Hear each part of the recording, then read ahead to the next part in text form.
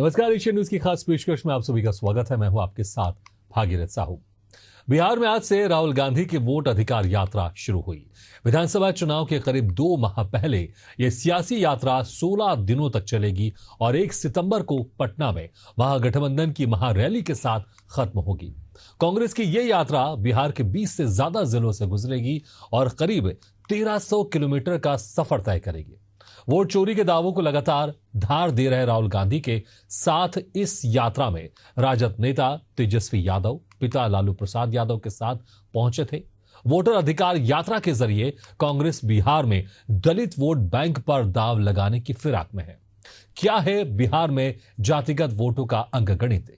क्यों वोटर अधिकार पर मची है रार? देखिए इस खास रिपोर्ट में।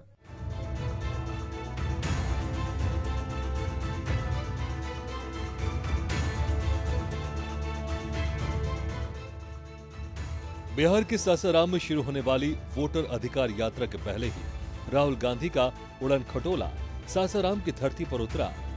यहीं से राहुल गांधी ने वोटर अधिकार यात्रा का शंखनाद किया, जो दलितों का गढ़ है।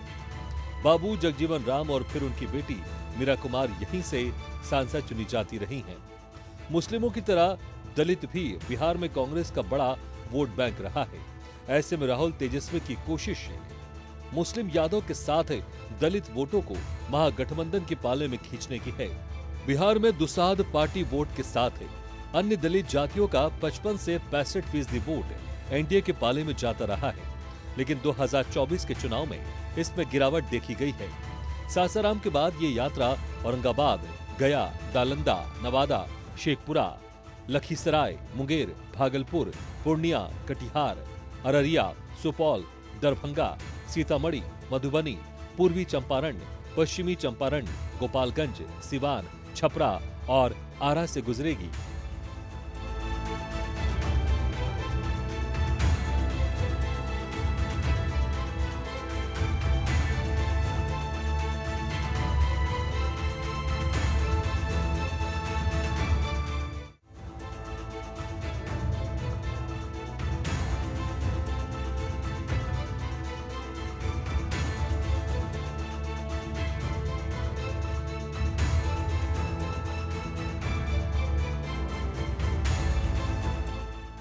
राजनीतिक जानकार ये भी कह रहे हैं कि राहुल गांधी की ये यात्रा असल में कांग्रेस को बिहार में मुख्य मुकाबले में लाने की जद्दोजहद है।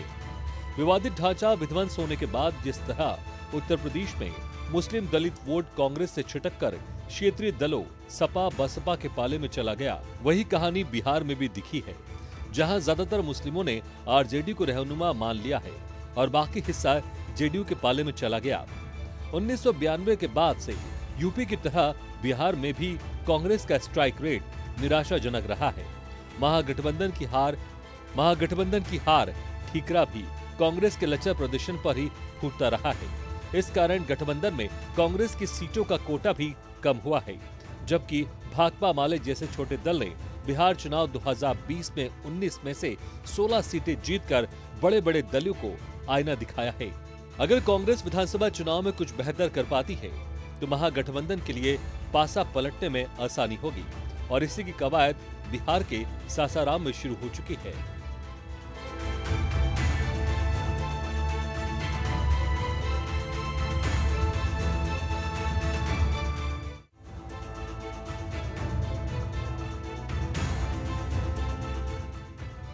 वोट अधिकार यात्रा के मंच पर राहुल गांधी और मल्लिकार्जुन खड़गे के अलावा बिहार के पूर्व मुख्यमंत्री लालू प्रसाद यादव और तेजस्वी यादव के अलावा छत्तीसगढ़ के पूर्व मुख्यमंत्री भूपेश बघेल जैसे तमाम कद्दावर नेता मौजूद रहे। इस मंच पर एक समय ऐसा भी आया जब राहुल गांधी ने अपने हाथों से पानी का गिलास लालू प्रसाद यादव और मल्लिकार्जुन खड़गे को दिया। इसकी भी चर्चा सियासी गलियारों में खूब रही है।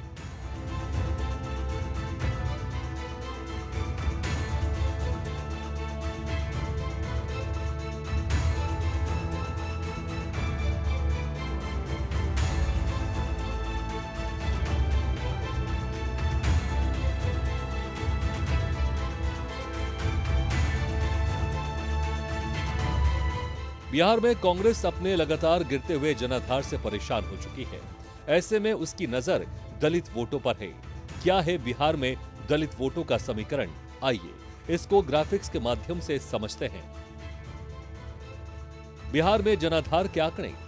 बिहार की कुल आबादी 13 करोड़ 7 लाख। जातिवार देखें तो कुल 215 जातियां, 63% पिछड़े, 19% दलित, 15% सवर्ण। पिछड़ा वर्ग की आबादी 27.12%। अत्यंत पिछड़ा वर्ग की आबादी 36.01%। एससी की आबादी 19.65%। एसटी की आबादी 1.68%। जाति के आधार पर आबादी। बिहार की आबादी में शेयर के हिसाब से यादव 14.27%, दुसाध, धारी, दही 5.31%, मोची, चमार, रविदास 5.26%, कुशवाहा 4.21%, ब्राह्मण 3.66%, मोमिन 3.55%, राजपूत 3.45%, शेख 3.82%, मुसहर 3.09%, कुर्मी 2.88%, भूमिहर 2.87%, तेली 2.81%, मल्हा 2.61%, बनिया 2.32%, कानू 2.21%, धानुक 2.14%, नोनिया 1.91%, सूरजपुरी मुस्लिम 1.87%, पान सवासी पानर 1.70%, चंद्रवंशी 1.65%, नाई 1.59%, बढ़ई 1.45%, धुनिया 1.43%, प्रजापति 1.40% और कुंजरा 1.40%। धर्मवार आबादी का प्रतिशत। प्रदेश में लगभग 82% हिंदू, 17.70% मुसलमान, ईसाई 0.05%, सिख 0.01%, बौद्ध 0.08%, जैन 0.009%, अन्य धर्म 0.12% और कोई धर्म नहीं मानने वाले 0.0016%। मंच पर देश भर के इंडिया गठबंधन के कद्दावर नेताओं का जमावड़ा लगा हुआ था। इस कार्यक्रम में शामिल होने छत्तीसगढ़ के पूर्व मुख्यमंत्री भूपेश बघेल भी पहुंचे। इसके अलावा बिहार विधानसभा में नेता प्रतिपक्ष तेजस्वी यादव भी मौजूद रहे। ऐसे में किसने वोटर अधिकार यात्रा को लेकर क्या कहा, आइए वो भी आपको सुनवाते हैं।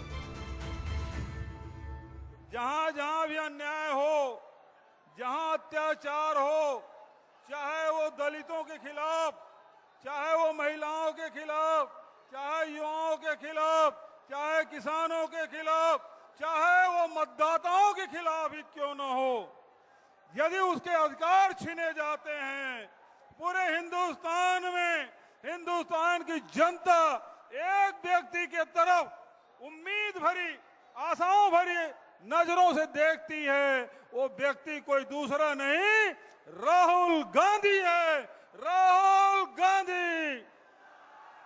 ऐसे हमारे राहुल जी आज एक अभूतपूर्व मुद्दा, जो संविधान में एक व्यक्ति के एक वोट देने का अधिकार है, उसे भी भारतीय जनता पार्टी और उसके अनुसांगिक संगठन इलेक्शन कमीशन ये चोरी कर रही वोटों की, और पूरे देश को राहुल जी ने बता दिया ये दोनों के गठबंधन से ये सरकार चुनी हुई सरकार नहीं है, वोट चोरी करके बनी है सरकार। तो इसीलिए एक नारा लोकसभा में राहुल जी की उपस्थिति में, खड़गे जी की उपस्थिति में प्रियंका जी ने नारा लगाया कि वोट चोर गद्दी छोड़। कि बिहार में वोटर अधिकार यात्रा की शुरुआत की जा रही है, इसको लेकर के लोहिया जी, लालू जी हमेशा से कहते रहे हैं वोट का राज मतलब छोट का राज। और हमारे संविधान ने, बाबा साहब अंबेडकर ने सबको ये समान अधिकार दिया, एक ताकत दी, वो है वोट देने की ताकत देने का काम किया। चाहे कितना गरीब से गरीब क्यों ना हो, कमजोर क्यों ना हो, अमीर से अमीर क्यों ना हो, ताकतवर क्यों ना हो, सबको एक वोट देने का अधिकार जो है हमारे संविधान ने देने का काम किया। लेकिन भाजपा के लोग जो काम खुद से नहीं करते हैं, वो काम अब इलेक्शन कमीशन को आगे करके वो करवाने का काम कर रहे हैं। यानी आपसे आपका वोट देने का अधिकार छीन रहे हैं। कई जीवित लोगों का नाम काट दिया गया, बताया गया कि मृत हैं। हम लोगों ने सुप्रीम कोर्ट में राघोपुर की जनता, जो विधानसभा से हम चुन करके आते हैं, कई लोगों को मृत्यु पा दिया गया है। जो लोग जीवित हैं उनको हम लोगों ने सुप्रीम कोर्ट भेजा, पेश किया कि इलेक्शन कमीशन कितनी बेईमानी कर रही है मोदी जी के इशारे पर। और राहुल जी ने भी उन सभी लोगों को बुला करके अपने घर पे 10 जनपद पर मृत लोगों को, जिन्होंने चुनाव आयोग के लोगों ने मृत घोषित किया था, उनके साथ राहुल जी ने चाय पीने का काम किया। आप समझ सकते हैं कि आपके वोट की चोरी नहीं की जा रही है, बल्कि डकैती डाली जा रही है, डकैती डाली जा रही है। बिहार लोकतंत्र की जननी है। भाजपा के लोग, मोदी जी, अमित शाह, इलेक्शन कमीशन के लोग कान खोल करके सुन ले। लोकतंत्र की जननी से लोकतंत्र को राहुल जी, तेजस्वी महागठबंधन के लोग खत्म नहीं होने देंगे, नहीं होने देंगे। आपके अधिकार को ही नहीं, बल्कि आपके अस्तित्व को छीनने का प्रयास किया जा रहा है। वोटर लिस्ट से नाम कटा तो फिर पेंशन से नाम काटेंगे, फिर राशन से नाम काटेंगे। ये एक बड़ी साजिश है। इस साजिश का बदला हम सब लोगों को लेना है और अपनी अपनी वोटों की हिफाजत हम सब लोगों को करना है। और आप लोगों को निश्चित हम करने आए हैं कि आपकी लड़ाई राहुल गांधी जी, महागठबंधन के सारे नेता और तेजस्वी लड़ने का काम करेगा। अब आप बताइए, आप लोग साथ हम लोगों का दीजिएगा कि नहीं दीजिएगा? हाथ उठा करके सभी लोग हाथ उठा करके आशीर्वाद देने का काम करें। इस मौके पर राहुल गांधी और मल्लिकार्जुन खड़गे के साथ ही साथ बिहार के पूर्व मुख्यमंत्री लालू प्रसाद यादव भी मौजूद रहे। लालू प्रसाद यादव की तबीयत इन दिनों ठीक नहीं चल रही है। इसके बावजूद भी वो मंच पर आए। अपने संबोधन में एक पुराने गाने का भी जिक्र किया। ये संविधान को बचाने की लड़ाई है। पूरे हिंदुस्तान में आरएसएस और बीजेपी संविधान को मिटाने की कोशिश कर रहे हैं। हर चुनाव में नरेंद्र मोदी जी, बीजेपी जीतती है। जहां भी देखो चुनाव होता है, ये जीतते हैं। महाराष्ट्र में सारे के सारे जो ओपिनियन पोल्स थे, वो कह रहे थे कि इंडिया गठबंधन महाराष्ट्र में चुनाव जीतेगा। लोकसभा के समय हमारा गठबंधन महाराष्ट्र में चुनाव जीतता है। उसके 4 महीने बाद उसी महाराष्ट्र में बीजेपी का गठबंधन स्वीप करता है, चुनाव जीतता है। हमने थोड़ी सी इंक्वायरी की, पता लगा कि लोकसभा चुनाव के बाद इलेक्शन कमीशन ने महाराष्ट्र में जादू से 1 करोड़ नए वोटर पैदा कर दिए। लोकसभा में और विधानसभा में 1 करोड़ वोटरों का फर्क था। और भाई और बहनों, जहां भी ये नए वोटर आए वहां पर बीजेपी का गठबंधन जीता। हमारा 1 वोट कम नहीं हुआ। हमारे गठबंधन को जितने वोट लोकसभा में मिले उतने ही वोट हमें विधानसभा में मिले। बीजेपी को सारे के सारे नए वोटरों के वोट मिले और वो चुनाव जीते। हमने शिकायत की, इलेक्शन कमीशन से कहा, उनको कहा हमें वीडियोग्राफी दिखाओ, इलेक्शन कमीशन ने मना कर दिया। उसके बाद हमने इंक्वायरी शुरू की। कर्नाटक में 1 लोकसभा 1 विधानसभा में हमने इंक्वायरी शुरू की। सारे के सारे रिकॉर्ड निकाले और एक रिकॉर्ड को दूसरे रिकॉर्ड से कंपेयर किया। भाई और बहनों, पता लगा कि एक विधानसभा में 1 लाख से ज्यादा वोट चोरी हुए और इन वोटों के कारण लोकसभा की सीट कर्नाटक में बीजेपी जीती। इस देश के आजादी की जो हिस्सा लेकर काम किए हैं तो वो नेहरू जी, अंबेडकर, महात्मा गांधी, चंद्र बोस और जितने भी लोग आजादी के लड़े उन लोगों ने मिलकर हम सबको एक अधिकार दिया, वो वोटिंग का अधिकार। उस वोटिंग के अधिकार को आज मोदी लाल किले के ऊपर ठहरकर ललकार रहा है, लोगों को कह रहा है, ये देखो तुम्हारे वोट मैं ले लूंगा। हमारी वोट खींचने की कोशिश वो कैसा कर रहे हैं? वो अप्रत्यक्ष रूप से इनडायरेक्टली वो कर रहे हैं।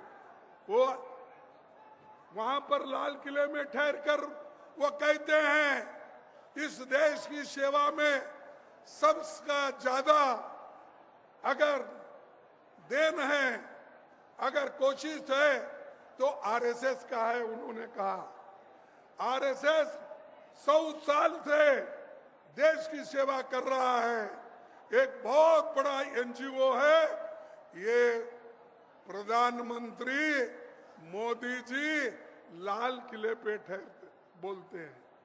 अरे भाई, ये आरएसएस वाले तो देश के आजादी के खिलाफ थे। इन्होंने तो महात्मा गांधी जी को उनके चेलों से, उनके लोगों से अलग कर दिया। और ऐसे लोग देश की सेवा करते हैं। बोलो कितने लोग तुम्हारे जेल में गए, बोलो तुम्हारे लोग कितने सूली पे चढ़े, बोलो तुमने लोग कितने स्कूल कॉलेजेस छोड़ के मैदान में आए। आपका एक आदमी भी जेल नहीं गया। बताओ आरएसएस का कौन है? कोई एक नहीं मरा। यहां तक कि ये लोग ब्रिटिशर को एप्लीकेशन देते थे नौकरी के लिए, हमको जेल से बाहर करो देते थे, हमको मत पकड़ो, हम क्या है आपके साथ रहेंगे, ये बोलते थे। ऐसे लोगों की तारीफ अगर मोदी जी लाल किले पे ठहर के बोलते हैं तो उन आजादी की आत्मा जो आजादी के लिए लड़े, लाखों लोग मरे, उनकी आत्मा क्या कह रही होगी ऊपर। इसमें किसी भी कीमत पर भाजपा को जो चोरी ही करता है उसको आने नहीं देना। सब लोग एक हो जाइए और एक होकर के राहुल गांधी, तेजस्वी यादव सभी मिल करके एकजुट होके, खड़गे जी सब लोग मिल के इसको उखाड़ के फेंकिए। लोकतंत्र को मजबूत होने दीजिए। लागल लागल झुलनिया में धाका, लागल लागल झुलनिया में धाका, बल्लम कलकत्ता चलाओ। इस पूरे मामले को लेकर दिल्ली में मुख्य चुनाव आयुक्त ज्ञानेश कुमार ने कहा कि कुछ मतदाताओं ने दोहरे मतदान का आरोप लगाया। जब सबूत मांगा गया तो कोई जवाब नहीं दिया गया। ऐसे झूठे आरोपों से न तो चुनाव आयोग और न ही कोई मतदाता डरता है। जब चुनाव आयोग के कंधे पर बंदूक रखकर भारत के मतदाताओं को निशाना बनाकर राजनीति की जा रही है, तो आज चुनाव आयोग सभी को ये स्पष्ट करना चाहता है कि चुनाव आयोग निडर होकर बिना किसी भेदभाव के गरीब, अमीर, बुजुर्ग, महिला, युवा सहित सभी वर्गों और सभी धर्मों के मतदाताओं के साथ चट्टान की तरह खड़ा था, खड़ा है और खड़ा रहेगा। लोकसभा के चुनाव की प्रक्रिया में 1 करोड़ से भी अधिक कर्मचारी, 10 लाख से भी अधिक बूथ लेवल एजेंट्स, 20 लाख से भी अधिक प्रत्याशियों के पोलिंग एजेंट्स चुनाव के लिए कार्य करते हैं। इतने सारे लोगों के समक्ष इतनी पारदर्शी प्रक्रिया में क्या कोई भी मतदाता वोट की चोरी कर सकता है? कुछ मतदाताओं द्वारा दोहरे मतदान के आरोप लगाए गए। सबूत मांगने पर जवाब नहीं मिला। ऐसे मिथ्या आरोपों से न तो चुनाव आयोग डरता है और न ही कोई मतदाता। जब चुनाव आयोग के कंधे पर बंदूक रखकर भारत के मतदाताओं को निशाना बनाकर राजनीति की जा रही हो, तो आज चुनाव आयोग सबको स्पष्ट करना चाहता है कि चुनाव आयोग निडरता के साथ सभी गरीब, अमीर, बुजुर्ग, महिला, युवा सहित सभी वर्गों और सभी धर्मों के मतदाताओं के साथ बिना किसी भेदभाव के चट्टान की तरह खड़ा था, खड़ा है और खड़ा रहेगा। जय हिंद। इस यात्रा को लेकर सिर्फ निर्वाचन आयोग ही नहीं, भारत के तमाम नेता भी हमलावर रहे। ऐसे में सत्ता पक्ष के तमाम नेताओं की क्या राय है, इसे भी जान लेते हैं। राहुल गांधी की ये 22वीं लॉन्चिंग भी टाइम फिस हो चुकी, क्योंकि उनके पास कोई मुद्दा नहीं है, मुद्दा विहीन हो चुके। इसलिए झूठ भय का वातावरण खड़ा करके एक तिलिस्म के तहत लगातार अपने विदेशी आकाओं को खुश करने के लिए देश के लोकतंत्र, देश के कॉन्स्टिट्यूशन, देश की इंस्टीट्यूशंस को बदनाम करने की कैंपेन चला रहे। आपके पास कोई तथ्य नहीं है। अगर चुनाव आयोग प्रमाण मांगता, आपके पास प्रमाण नहीं है। हजारों आपके बीएलओ जमीन पर बीएलओ और बीएलओ मिलकर काम कर रहे हैं, फिर भी आप पंजाब के माहौल को खराब करने की योजना बना रहे। यह दुर्भाग्यपूर्ण है। भारत के अंदर चुनाव आयोग पूरे विश्व के अंदर एक रिस्पेक्टेड संस्था है, लेकिन मैं हैरान हूं कि राहुल गांधी अपने विदेशी आकाओं को खुश करने के लिए लगातार इसके खिलाफ कैंपेन कर रहे हैं, जो कि टाइम फिस हो चुकी है। हर बार हार का वो ठीकरा कभी ना कभी किस पर फोड़ते, कभी किस पर फोड़ते।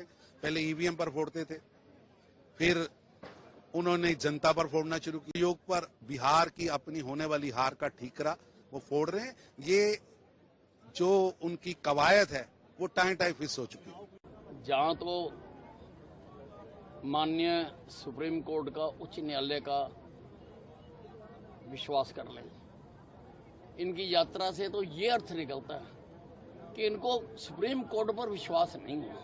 जब मामला सुप्रीम कोर्ट में है और सुप्रीम कोर्ट ने एक इंटरिम आदेश भी दे दिया तो इनको उसका करना चाहिए। इनकी यात्रा से कोई कोर्ट अपने फैसले तो बदल नहीं सकता कि इनकी यात्रा निकल रही है तो इसलिए कोर्ट अपना फैसला बदल दे। पूरा देश हंस रहा है कांग्रेस की इस विचार या कि लाल किले पे प्रधानमंत्री जी का भाषण सुनने के बाद और सिंदूर के ऑपरेशन के बाद, सेना के बल के बाद देश अलग तरीके से देख रहा है इस देश को, इस भारत को, इस आत्मनिर्भर भारत को, आत्मबल वाले भारत को। एक निस्वार्थ सन मोदी जी चला रहे हैं। वहां पर ही पूरा एक पारिवारिक स्वार्थ वाले लोग अपनी स्वार्थ की राजनीति पूरे जीवन की है। कैसी बात कर रहे हैं, कौन विश्वास करेगा? ये तीसरी बार प्रधानमंत्री, क्यों इन लोग जीतते नहीं है? क्यों चुनाव जीतते नहीं है? और अगर कभी वोट चोरी करना ही था, प्रधानमंत्री जी भाजपा को करना था, तो हम लोग 300 सीटें के ऊपर चले जाते। हम लोग 240 पर क्यों रुकते? 242 पे। कॉमन सेंस है यार, कॉमन सेंस होता है ना, कॉमन सेंस, कि अगर हम लोग वोट ही चोरी करते तो हम लोग 300 सीट लेके अपनी बहुमत की सरकार रखते, हम लोग एनडीए की सरकार नहीं बनाते। यही जवाब है उन सारे इन लोगों के सवालों का, ये सारे जो ड्रामे कर रहे हैं। सत्य तो ये कि मोदी जी से नफरत करते करते ये लोग देश से नफरत करने लगे। एक और तो कांग्रेस इंडिया गठबंधन की आड़ में बिहार की धरती पर अपनी सियासी जमीन तलाश रही है, तो वहीं राष्ट्रीय जनतांत्रिक गठबंधन यानी एनडीए भी अपनी जमीन बचाने की जद्दोजहद में लगी हुई है। ऐसे में राहुल गांधी के वोटर अधिकार यात्रा कितनी कारगर साबित होगी, ये तो आने वाला समय ही बताएगा। ब्यूरो रिपोर्ट, एशियन न्यूज है। इसी के साथ हमारी खास पेशकश में फिलहाल इतना है, लेकिन खबरों का सिलसिला लगातार जारी, आप देखते रहिए एशियन न्यूज है।